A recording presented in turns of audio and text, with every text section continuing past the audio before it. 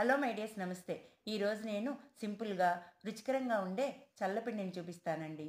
దీనికోసం ఓ బౌల్లో 1/2 లీటర్ పుల్లటి పెరుగుని తీసుకొని అందులో 1/2 గ్లాస్ వాటర్ వేసుకొని కవ్వంతో చిలికి పెట్టుకోవాలి.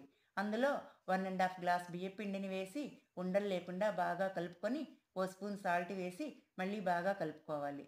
నెక్స్ట్ స్టవ్ మీద బాండీ పెట్టుకొని ఆయిల్ వేసుకొని అది వేడెక్కిన తర్వాత ఆవాలు, జీలకర్ర, మినపప్పు, శనగపప్పు వేసుకొని అవి కొద్దిగా వేగిన తర్వాత కట్ చేసి పెట్టుకున్న ఉల్లి తరుగు, చీలికలుగా చేసుకున్న ఓ 5 పచ్చిమిర్చి, కరివేపాకును వేసుకొని వేయించుకోవాలి.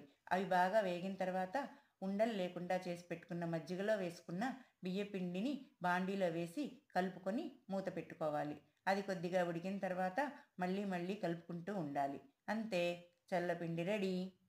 అది సరే గాని నిన్నటి పొడుపు కదా ఆన్సరు కన్నురెప్పలండి. ఈరోజు పొడుపు కదా ఓ చెట్టుకి 3 ఆకులు అయినా సరే ఎంతో గాలినిస్తాయి. ఏమిటది? ఆలోచించండి. వీడియో నచ్చితే లైక్, షేర్, సబ్స్క్రైబ్ చేయండి.